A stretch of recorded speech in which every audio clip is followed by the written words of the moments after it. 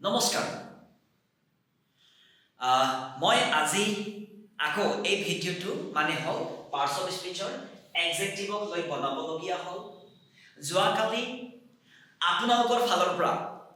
phone আহিল আৰু মোক অত্যন্ত হেপী আছোঁ মই খুব ভাল লাগিল যে আপোনালোকে বুজি নোপোৱাৰ বাবদ ফোন কৰিলে যে ছাৰ মই প্ৰেক্টিকেলি আপোনাক এক্সেক্টিভৰ কম্পেৰেটিভ ডিগ্ৰী আৰু সুপাৰলেটিভ ডিগ্ৰীত যে মই ডিকচনেৰী লৈ দেখাই আছিলোঁ নহয় এই কথাটো পিকচাৰত ভালকৈ অহা নাই বোলে গতিকে লৈ বা মোবাইলত ভালকৈ অহা নাই বোলে গতিকে লৈ মই আকৌ আপোনালোকৰ বাবে এই ভিডিঅ'ৰ মাধ্যমেদি সেই কথাষাৰ দেখাবলৈ আহিলোঁ আৰু মই বহুত হেপী যে আপোনালোকে সুধিলে ফোন কৰিলে ভৱিষ্যতে যদি এনেকুৱা কিবা কথা বুজি নাপায় এই ধৰণে মেছেজ হোৱাটছএপত মেছেজ কৰিব নতুবা ফোন কৰি জনাব নিশ্চয় ভিডিঅ'ৰ মাধ্যমেদি আপোনাক জনোৱা হ'ব আহক মই দেখাই আছোঁ আহক আমি এক্সেক্টিভৰ কম্পেৰেটিভ ডিগ্ৰী আৰু সুপাৰলেটিভ ডিগ্ৰী কেনেকৈ বিচাৰোঁ সবতকৈ প্ৰথমে আপোনালোকৰ ওচৰত অক্সফৰ্ড এডভান্স লাৰ্নাৰ্ছ ডিকচনেৰী হ'ব লাগিব আৰু শব্দ এটা মই আপোনাৰ বাবে ৰেডি কৰি থৈছোঁ শব্দটো হ'ল বেড মানে এটা চব পাৰ্টছ অফ স্পীচ দেখা পাই আছে নহয় এক্সেক্টিভ হয় ইয়াত নাউনো হয় আৰু এডভাৰ্বো হয় নাউন আৰু এডভাৰ্বৰ হিচাপে আমি কথা পাতি থকা নাই এতিয়া এক্সেক্টিভ হিচাপে আমি কথা পাতি আছোঁ নহয়নে বাৰু এতিয়া চাব এই শব্দৰ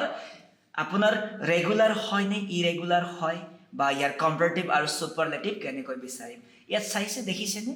ৱৰ্ডছ এই ৱৰ্ড শব্দটো কম্পেৰেটিভ ডিগ্ৰী হয় বেড শব্দৰ নেক্সট হ'ল বেড শব্দৰ সুপাৰলেটিভ ডিগ্ৰী কি হয় জানেনে ৱৰ্ষ্ট হয় দেখা পালে নহয় এই ধৰণে আপুনি কম্পেৰেটিভ আৰু সুপাৰলেটিভ ডিগ্ৰী ওলাব লাগিব যদি আপোনাৰ ওচৰত ডিকচনেৰী বুক নাই তেন্তে আপুনি কি কৰিব মোবাইলটোতো সবৰ ওচৰত আছে নহয় জানো মোবাইলটো ল'ব তাৰপিছত আপোনাৰ ডেটা অন কৰিব যাব গুগলত গৈ সাৰ্চ কৰিব আপোনাৰ সিম্পল যেটো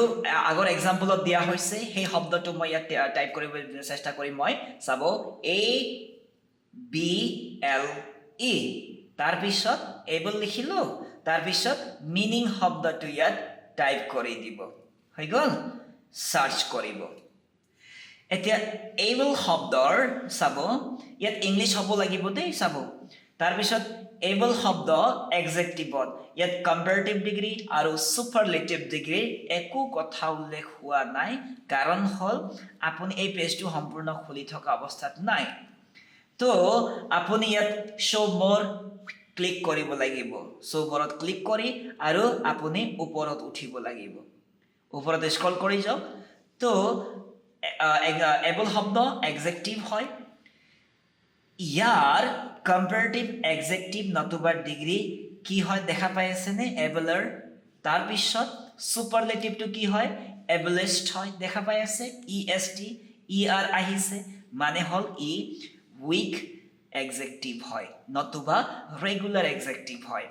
এই ধৰণে শব্দবোৰ আমি বিচাৰিব লাগিব খালি আপুনি এই শ্ব' মৰত যাব এটোতো শ্ব' লেছ দেখাই আছে ইয়াত এই হিচাপত যাব তো মই আশাবাদী যে আপুনি এতিয়া ধুনীয়াকৈ বুজি পাইছে আৰু এটা এক্সাম্পল দেখাই আছোঁ আপোনাক মই আপোনাৰ প্ৰশ্ন শূন্য হ'ব লাগিব প্ৰশ্ন শূন্যতলৈ আহিব লাগিব ডিয়েৰ শব্দ মই ইয়াত টাইপ কৰিলোঁ সাৰ্চ কৰিলোঁ ডিয়েৰ শব্দ এক্সেক্টিভ হিচাপে আহিল তাৰপিছত ইয়াত কোনো পজিটিভ বা কম্পেৰেটিভ ডিগ্ৰী নাহিল বা সুপাৰলেটিভ ডিগ্ৰীৰ অপশ্যন অহা নাই তো আমি ক'ত যাব লাগে বুলি ক'লোঁ মই শ্ব' মৰত যাব তাৰপিছত আপুনি স্ক্ৰল কৰি ওপৰলৈ আহক আহিছেনে চাব তাৰপিছত আপুনি ধুনীয়াকৈ পাব ডিয়েৰ শব্দ এক্সেক্টিভ পাৰ্টছ অফ স্পীচ হয় কম্পেৰেটিভ ডিগ্ৰী কি হয় ER আহিছে সুপাৰলেটিভ ডিগ্ৰী ডিয়েৰেষ্ট দেখা পাই আছেনে এই ধৰণে আপুনি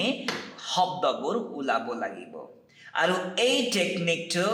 IELTS-ত দিয়া যায় বৰ বিশেষ বাহিৰত মই আজিলৈকে দেখা নাই যদি এই টেকনিকটো কোনোবাই আপোনাক কৈ আছে মানে হ'ল আপুনি নিশ্চিত হ'ব যে তেখেতে IELTS-ৰ ষ্টুডেণ্ট হয় ধন্যবাদ